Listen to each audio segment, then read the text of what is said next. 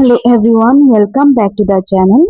आज हम class 12 alternative English की एक और इम्पॉर्टेंट वार पोएम पढ़ेंगे जिसका नाम है स्ट्रेंज मीटिंग। तो इस पोएम को जिन्होंने लिखा है उनका नाम है विल्फर्ड ओवेन। तो पोएम पढ़ने से पहले एक बार हम अबाउट द पोएट देख लेते हैं। Wilfred Owen (1893 to 1918) is regarded as one of the greatest war poets of World War One. Wilfrid oven को वर्ल्ड वॉर वन के सबसे बड़े वार पोएट्स में से एक माना जाता है। Much of his early poems are influenced by the romantic poetries of Shelley and Keats. तो उनकी शुरुआती पोएम्स शेली और किट्स की रोमांटिक पोएट्री से बहुत इंस्पायर्ड थी।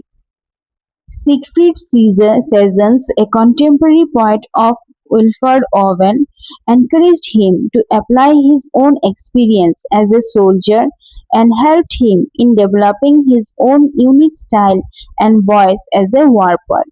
तो सिगफ्रिड सेजन जो विल्फर्ड ओवन के समकालीन या उसी टाइम के पोएट थे, उन्हें अपनी सोल्जर के अनुभव को कविता में यूज करने के लिए प्रोत्साहित किया और उनकी अपनी अलग और विशेष स्टाइल और आवाज को वार पोएट के रूप में विकसित करने में मदद की। Some of the central themes in this poetry include death, suffering, psychological trauma, and futility of art. उनकी पोएम्स में मुख्य थीम्स होते हैं डेथ, पेन, साइकोलॉजिकल ट्रॉमा और futility of war. His first collection of poetry titled Poems was published in 1920, 2 years after his death. तो उनके पहली कविता का संग्रह जिसका नाम पोएम्स था वो 1920 में पब्लिश हुई थी, उनके मौत के 2 साल बाद। Some of his most popular poems include Lurch at Decorum Est, Anthem for Doomed Youth, Futility, and Strange Meeting. Wilfred Owen died in action during the World War I on November 4 at the age of 25. तो Wilfrid oven world war one के दौरान नवंबर 4 को लड़ते हुए मारे गए, सिर्फ 25 साल की उम्र में। तो ये पूरा टेक्स्ट विल्फर्ड ओवन की जिंदगी, उनके साहित्य और उनके मौत के बारे में एक छोटी सी जानकारी देती है। उनकी poems mainly world war one के भयंकर अनुभव और उसके असर को दर्शाती है। First line, It seemed that out of battle I escaped. Point की शुरुआत एक ड्रीम लाइक विजन से होती है। स्पीकर कहते हैं कि उन्हें ऐसा महसूस हुआ जैसे वो बैटलफील्ड से बचकर निकल आए हो, लेकिन ये फिजिकल एस्केप नहीं है, ये एक सिंबॉलिक एस्केप है। वॉर से निकलने के बाद वो एक अलग ही दुनिया में पहुंच जाते हैं। यहाँ से ही पोएट रियलिटी और इमेजिनेशन को मिला देते हैं। रीडर को समझ आ जाता है कि आगे जो कुछ होगा वो एक ऑर्डिनरी स्टोरी नहीं बल्कि एक सिंबॉलिक जर्नी होगी। बैटल सिर्फ फिजिकल वॉर को रिप्रेजेंट नहीं करती, ये ह्यूमन सफरिंग, वायलेंस और डिस्ट्रक्शन का भी सिंबल है। Down some profound tunnel long since scooped. Battle से निकलने के बाद स्पीकर एक बहुत गहरी और अंधेरी टनल में नीचे उतरते हैं। प्रोफाउंड टनल की डेप्थ बताता है। ये सिर्फ फिजिकल डेप्थ नहीं बल्कि स्पिरिचुअल और साइकोलॉजिकल डेप्थ भी है।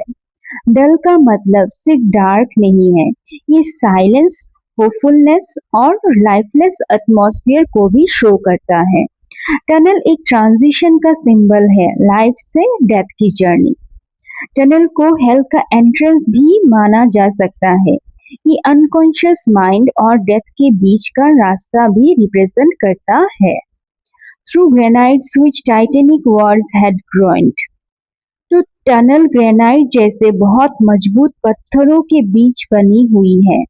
पोएट कहते हैं कि ये टनल ऐसे लगती है जैसे पुराने और बहुत बड़े वार्स ने इसे तोड़ के बना दिया हो। टाइटेनिक वार्स का मतलब सिर्फ वर्ल्ड वॉर नहीं है, ये हिस्ट्री की सभी डिस्ट्रक्टिव वॉर्स का एक सिंबल है। वॉर दिखाना चाहते हैं कि हर वॉर इंसानी सिविलाइजेशंस को तोड़ता है। ग्रेनाइट नॉर्मली स्ट्रेंथ का सिंबल होता है, लेकिन वॉर उस स्ट्रेंथ को भी डिस्ट्रॉय कर देता है। Yet also there encumbered sleepers ground. Tunnel के अंदर बहुत से स्लीपर्स पड़े हुए हैं। ये असल में सोल्जर्स हैं जो मर चुके हैं। पॉइंट डेड बॉडी शब्द यूज नहीं करते, वो स्लीपर्स बोलते हैं। स्लीप डेथ का एक मेटाफोर है, लेकिन ये स्लीपर्स अभी भी ग्राउंड कर रहे हैं। इससे पता चलता है कि वॉर का पेन डेथ के बाद भी खत्म नहीं हुआ है।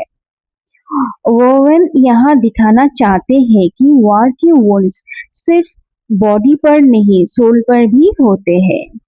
टू फास्ट इन थॉट और डेथ टू बी स्टार्ड। ये सोल्जर्स इतने गहरे थॉट्स या डेथ में डूबे हुए हैं कि वो हिल भी नहीं पा रहे। ये लाइन कंफ्यूजन क्रिएट करती है। क्या वो डेड है? ये अभी भी अपने पेनफुल मेमोरीज में जी रहे हैं और जानबूझकर एम्बिग्यूटी क्रिएट करते हैं। ये लेन बताना चाहते हैं कि वार इंसान को फिजिकली ही नहीं, मेंटली भी completely पैरालाइज कर देती है। Then, as I proved them, one sprang up and stared. Speaker जब उन सोल्जर्स को ध्यान से देखने लगते हैं, तब एक सोल्जर अचानक उठ जाता है और स्पीकर को घूरने लगता है। प्रूफ का मतलब सिर्फ देखना नहीं है, इसका मतलब है सच जानने की कोशिश करना। ट्रुथ को समझने की कोशिश ही स्पीकर को उस डेड सोल्जर तक ले जाती है। With piteous recognition in fixed eyes, उस सोल्जर की आंखों में पहचान भी है और दुख भी। वो स्पीकर को पहचान लेता है। उसकी आंखें फिक्स्ड है। फिक्स्ड आईज डेथ का भी सिंबल है। रिकॉग्निशन दिखाता है कि दोनों सोल्जर्स एक दूसरे के दुश्मन होते हुए भी एक जैसे विक्टिम्स है। वार नेशनलिटी से पहले ह्यूमैनिटी को डिस्ट्रॉय करता है। Lifting distressful hands as if to bless, that soldier अपने दुख से भरे हाथ उठाता है, लेकिन वो अटैक नहीं करता, जैसे स्पीकर को ब्लेसिंग देना चाहता हो। ये बहुत पावरफुल एक इमेजिनेशन है। एनिमी सोल्जर भी इंसान होता है। डेथ के बाद हेट्रेड, वार सब खत्म हो जाती है, सिर्फ ह्यूमैनिटी रह जाती है। And by his smile I knew that sullen hall, उस सोल्जर की मुस्कान देखकर स्पीकर समझ जाते हैं कि ये जगह बहुत उदास है। स्माइल नॉर्मली हैप्पीनेस को दर्शाती है, लेकिन यहाँ स्माइल सैडनेस का सिंबल बन गई है। पॉइंट आयरनी यूज करते हैं। स्माइल खुशी नहीं, ट्रेजेडी को यहाँ एक्सप्रेस कर रही है। By his dead smile I knew we stood in hell. अब स्पीकर को पूरी तरह समझ आ जाता है कि वो हेल में खड़े हैं, लेकिन कॉपर ओवन का हेल रिलीजियस हेल नहीं है, ये वॉर का हेल है। पॉइंट के लिए बैटलफील्ड ही हेल है। ये पोएम का टर्निंग पॉइंट है। हेल सिंबल है कि वॉर कितना क्रूएल होता है। वॉर की वजह से ह्यूमन सफरिंग्स कितनी ज्यादा होती है, और एक वॉर कितने ड्रीम्स को खत्म कर देता है, और कितने सारे मीनिंगलेस डेथ का कारण भी एक वॉर होता है। तो पोएम की शुरुआत एक ड्रीम विजन से होती है। स्पीकर बैटलफील्ड से निकलकर एक सिंबॉलिक हेल में पहुंचते हैं। वहां वो डेड सोल्जर्स को देखते हैं और उनमें से एक सोल्जर से मिलते हैं। ओवेन ये दिखाना चाहते हैं कि वॉर सिर्फ लोगों को नहीं मारता, बल्कि उनके सपने, ह्यूमैनिटी और फ्यूचर को भी डिस्ट्रॉय कर देता है। टनल डेथ का सिंबल है। वॉर हेल वॉर की हॉरर का सिंबल, और डेड सोल्जर्स हर उस सोल्जर को रिप्रेजेंट करती है जो बिना कारण वॉर में अपनी जान गवा देते हैं। Next line. With 1,000 fears that Vision's face was green. Speaker उस आदमी के चेहरे को ध्यान से देखते हैं। उसके चेहरे पर ऐसा लगता है जैसे हजारों डर, दर्द और तकलीफ की लकीरें बनी हुई हैं। यहाँ ए थाउजेंड फेयर्स का मतलब लिटरली थाउजेंड फेयर्स नहीं है। पॉइंट इस फ्रेज का यूज करके बताना चाहते हैं कि उस सोल्जर ने वार के दौरान इतने दर्द और इतनी भयानक चीजें देखी है कि उनके निशान उसके चेहरे पर हमेशा के लिए रह गए हैं। ग्रीन का मतलब है चेहरे पर गहरी लाइन या मार्क्स होना। इससे फिजिकल रिंकल्स नहीं बल्कि मेंटल ट्रॉमा का भी सिंबल है। वॉर सिर्फ बॉडी को ही नहीं इंसान के माइंड और सोल को भी जख्मी कर देता है। सोल्जर का चेहरा उसके अंदर के दर्द को शो करता है। Yet no blood reached there from the upper ground. Speaker notice करते हैं कि इस जगह पर खून नहीं बह रहा है, जबकि बैटलफील्ड में हर तरफ खून ही खून था। अपर ग्राउंड से मतलब बैटलफील्ड है, जो जमीन के ऊपर है। स्पीकर और डेड सोल्जर अब उस बैटलफील्ड से बहुत दूर एक अलग दुनिया में है। पर दो वर्ल्ड का कंट्रास्ट दिखाते हैं। Upper ground means real battlefield, violence, bloodshed और हेल अंडरग्राउंड जहाँ पर साइलेंस, रिफ्लेक्शन और ट्रुथ। आयरोनिकली हेल बैटलफील्ड से ज्यादा शांत लग रहा है। एंड नो गन्स थम्ड और डाउन द फ्यूज मेड मोन। यहाँ बंदूकों की आवाज नहीं आ रही, बॉम्ब ब्लास्ट नहीं हो रहे, सिर्फ एक गहरा सन्नाटा है। फ्यूज का मतलब टनल या चिमनी जैसा पैसेज होता है। बैटलफील्ड में गन्स की आवाज हर वक्त सुनाई देती है, लेकिन यहाँ सब कुछ शांत है। पॉइंट एक आयरनिक कंपैरिजन करते हैं। नॉर्मली हेल को नॉइजी और पेनफुल जगह माना जाता है, लेकिन ओवेन का हेल में शांति दिखाई देती है। इसका मतलब है कि रियल हेल एक्चुअली बैटलफील्ड था, ना कि डेथ के बाद की दुनिया। Strange friend, I said, here is no cause to mourn. Speaker उस आदमी को स्ट्रेंज फ्रेंड कह के बुलाते हैं। ये बहुत इंटरेस्टिंग एक एक्सप्रेशन है। वो आदमी पहले उसका एनिमी था, लेकिन अब स्पीकर उसे फ्रेंड कह रहे हैं। स्पीकर कहते हैं, यहाँ दुख मनाने की कोई वजह नहीं है। इसका मतलब है कि अब वार खत्म हो चुका है, पेन भी खत्म हो गया है। एनिमी और फ्रेंड का डिफरेंस सिर्फ बैटलफील्ड तक होता है। डेथ के बाद दोनों सिर्फ इंसान रह जाते हैं। ये लाइन वार के अगेंस्ट ओवेन का पावरफुल मैसेज देती है। None save the other, save the undone years. Dead soldier जवाब देता है, नहीं, एक वजह है दुख की, वो वजह है अनडन ईयर्स, यानी वो साल जो वो कभी जी नहीं पाए। उसकी यूथ, उसके सपने, उसका फ्यूचर सब वार ने छीन लिया। पॉइंट कहते हैं कि वार की सबसे बड़ी ट्रेजेडी डेथ नहीं है, सबसे बड़ी ट्रेजेडी है unfinished life. The hopelessness, whatever hope is yours. Death soldier कहता है, सबसे बड़ा दुख होपलेसनेस है। जो भी उम्मीद तुम्हारे पास थी, वही उम्मीद मेरे पास भी थी। मैं भी सपने देखता था, मैं भी एक नॉर्मल लाइफ जीना चाहता था। ये लाइन बताती है कि एनिमी सोल्जर्स भी हम जैसे ही ड्रीम्स देख रखते हैं। वार उनकी ह्यूमैनिटी को भी इग्नोर कर देता है। Was my life also I went hunting wild। Dead soldier कहता है, तुम्हारी तरह मेरी भी एक जिंदगी थी। मैं भी किसी गोल के पीछे भाग रहा था। मैं भी अपने आइडियल्स और ड्रीम्स को अचीव करना चाहता था। हंटिंग वाइल्ड का मतलब सिर्फ किसी जानवर का शिकार करना नहीं है। ये सिम्बलाइज करता है कि इंसान लाइफ में अपनी हैप्पीनेस, सक्सेस और पर्पस की खोज करता है। After the wildest beauty in the world. Dead soldier कहता है कि वो दुनिया की सबसे बड़ी और सबसे खूबसूरत चीज की तलाश में था। ये ब्यूटी किसी लड़की की ब्यूटी नहीं है।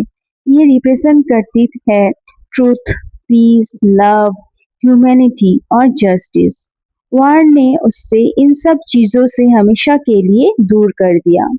पॉइट कहते हैं कि इंसान नेचुरली ब्यूटी और गुडनेस की तरफ अट्रैक्ट होता है, लेकिन वार उस ब्यूटी को डिस्ट्रॉय कर देता है। तो इस सेक्शन में ओवेन बैटलफील्ड और हेल के बीच एक पावरफुल कॉन्ट्रास्ट क्रिएट करते हैं।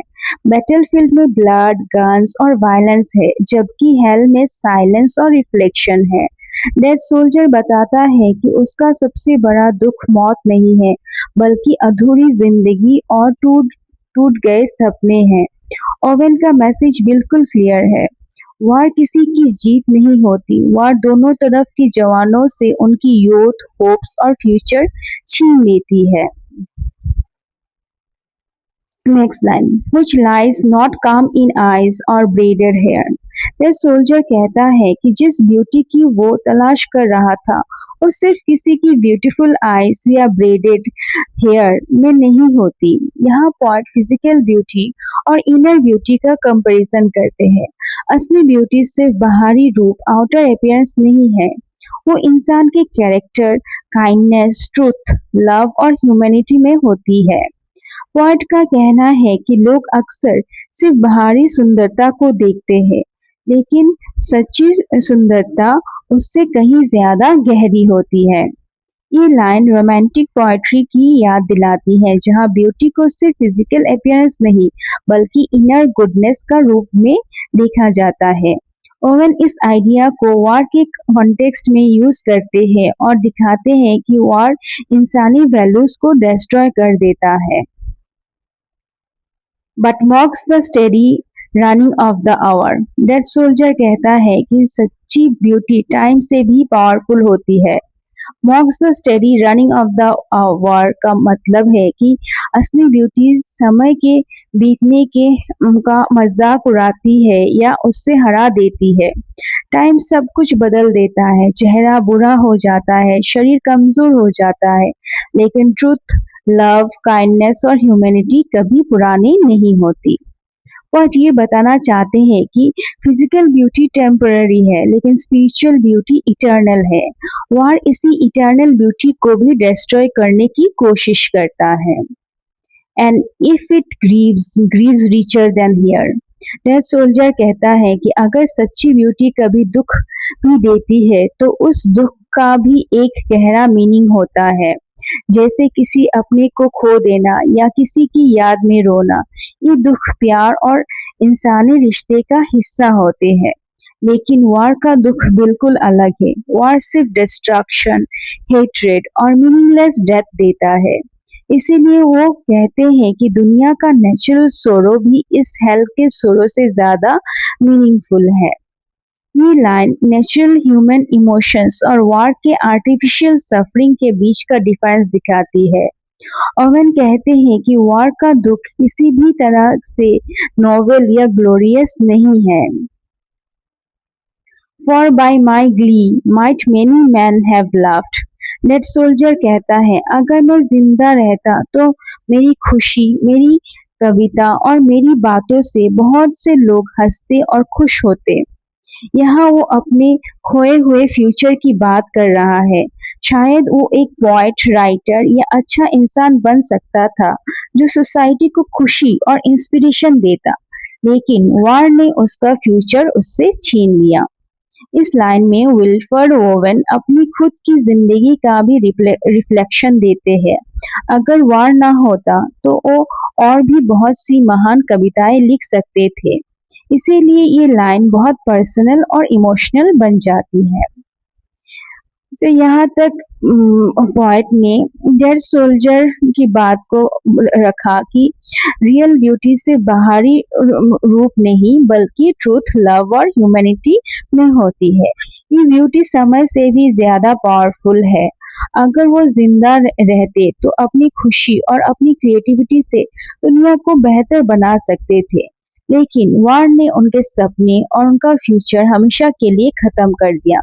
ये ओवेन का एंटी वार मैसेज और भी गहरा बना देता है। Next line, end of my weeping something had been left. Dead soldier कहता है कि अगर मैं जिंदा रहता तो मेरे दुख और आंसुओं का कुछ हिस्सा मेरी पोएट्री और मेरे वर्ड्स के थ्रू दुनिया तक पहुंचती। यानी मेरा पर्सनल पेन लोगों को वॉर की सच्चाई समझा सकता था। यहाँ वीपिंग सिर्फ रोना नहीं है, ये वॉर का दर्द, सफरिंग और इमोशनल ट्रॉमा का सिंबल है। पोएट मानते हैं कि सफरिंग भी सोसाइटी को एक इम्पोर्टेंट लेसन सिखा सकती है। Which must die now, I mean the truth untold. अब सोल्जर मर चुका है, इसीलिए उसके साथ वो सच भी मर गया है जो वो दुनिया को बताना चाहता था। उसकी आवाज हमेशा के लिए खामोश हो गई है। ये लाइन बताती है कि वार सिर्फ लोगों को नहीं मारता बल्कि ट्रुथ को भी मार देता है। बहुत से सोल्जर्स अपनी कहानी कभी सुना भी नहीं पाते। The pity of war, the pity war distilled, ये पोएम की सबसे फेमस लाइन है। द सोल्जर कहता है कि वार की सबसे बड़ी सच्चाई उसकी पिटी यानी उसका दुख और ट्रेजेडी है। वार किसी को ग्लोरी नहीं देता, वार सिर्फ पेन, टीयर्स और ब्रोकन लाइव्स देता है। पोएट पेट्रियोटिक स्लोगन्स को रिजेक्ट करते हैं, उनके लिए वार का असली रिजल्ट सिर्फ सफरिंग ही है। Now man will go content with what we spoiled, अब लोग उस डिस्ट्रक्शंस को नॉर्मल मान लेंगे जो सोल्जर ने वार में किया। वार के बाद भी सोसाइटी अपनी गलतियों से कुछ नहीं सीखेगी। पोएट क्रिटिसाइज करते हैं कि उन लोगों को जो वार के बाद भी उसकी रियलिटी को इग्नोर कर देते हैं।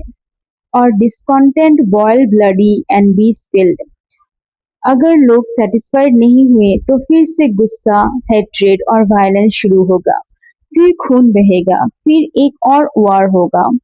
ये लाइन हिस्ट्री के साइकिल को दिखाती है। एक वार खत्म होता है और दूसरा शुरू हो जाता है। They will be shift with swiftness of the tigress. लोग एक टाइग्रेस की तरह बहुत जल्दी वायलेंस की तरफ भागेंगे। गुस्सा और रिवेंज उन्हें कंट्रोल करेगा। टाइग्रेस एनिमल इंस्टिंक्ट का सिंबल है। वार इंसान को सिविलाइज नहीं बल्कि एनिमल बना देता है। None will break ranks though nations track from progress. कोई भी सोल्जर ऑर्डर्स को चैलेंज नहीं करेगा, सब डिसिप्लिन में चलेंगे चाहे पूरी दुनिया प्रोग्रेस से दूर चली जाए। ब्लाइंड ओबीडियंस भी वॉर का एक डेंजरस रीजन है। लोग सोचते नहीं, बस ऑर्डर्स फॉलो करते हैं। Courage was mine and I had mystery, the soldier कहता है कि मेरे अंदर करेज था, मैं एक ब्रेव सोल्जर था। मिस्ट्री का मतलब है कि मेरे अंदर इमेजिनेशन और डीप थिंकिंग भी थी। और दिखाते हैं कि जो सोल्जर मरा है वो सिर्फ फाइटर नहीं था, वो एक सेंसिटिव और थॉटफुल इंसान भी था। Wisdom was mine and I had mastery, उसके पास नॉलेज भी थी और लाइफ को समझने की एबिलिटी भी।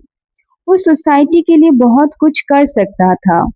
वॉर टैलेंटेड लोगों को भी डिस्ट्रॉय कर देती है। ह्यूमन पोटेंशियल वेस्ट हो जाता है। To miss the march of this retreating world, poet कहते हैं दुनिया गलत डायरेक्शन में जा रही है।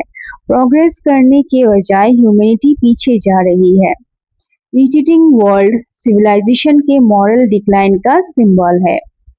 Into vain citadels that are not world, citadel मतलब फोर्ट, लेकिन ये फोर्ट वेन है, यानी लोग फॉल्स सिक्योरिटी और फॉल्स प्राइड के पीछे भाग रहे हैं। नेशनलिज्म और मिलिट्री पावर टेम्पररी है, ये इंसान को रियल प्रोटेक्शन नहीं देती।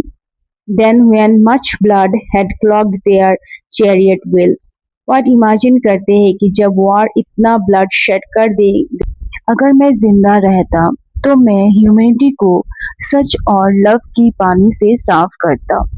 स्वीट वेल्स ट्रुथ और पीस का सिंबल है। Even with truths that lie too deep for taint, मैं लोगों को ऐसे सच बताता जो इतने प्योर है कि वार उन्हें भी खराब नहीं कर सकती। ट्रूथ इटर्नल होता है, वायलेंस उसे डिस्ट्रॉय नहीं कर सकती। I would have poured my spirit without stint, मैं अपनी पूरी सोल और एनर्जी ह्यूमैनिटी की भलाई के लिए दे देता। But not through wounds, not on the seas of war, मैं अपनी लाइफ में सेक्रीफाइस करता, लेकिन वॉर के थ्रू नहीं, मैं पीस और ह्यूमैनिटी के लिए जीना चाहता था। ये ओवन का डायरेक्ट एंटी-वॉर स्टेटमेंट है। Foreheads of men have bled where no wounds were। War सिर्फ शरीर को नहीं, दिमाग को भी जख्मी करता है। लोग मेंटली टूट जाते हैं। ये लाइन साइकोलॉजिकल ट्रॉमा को रिप्रेजेंट करती है। इनविजिबल वुंड्स फिजिकल वुंड्स से भी ज्यादा डेंजरस होती है। I am the enemy you killed my friend. अब पोएम का सबसे शॉकिंग मोमेंट आता है। दैट सोल्जर कहता है, मैं वही एनिमी हूँ जिसे तुमने बैटलफील्ड में मारा था। और फिर भी वो स्पीकर को माय फ्रेंड कहता है। ये पोएम का क्लाइमैक्स है। एनिमी और फ्रेंड के बीच का डिफरेंस सिर्फ पॉलिटिक्स क्रिएट करती है। असल में दोनों एक जैसे इंसान हैं। I knew you in this dark for so you frowned. The soldier कहता है कि मैंने तुम्हें पहचान लिया था। मैं तुम्हारे चेहरे का एक्सप्रेशन बैटलफील्ड से ही याद रखता आया हूँ। Yesterday threw me as you jabbed and killed। कल ही बैटलफील्ड में तुमने मुझे बेयोनेट से मार दिया था। Yesterday बताता है कि डेथ और हेल के बीच कोई लंबा गैप नहीं है। वॉर एक ही पल में जिंदगी बदल देता है। I parried but my hands are loath and cold।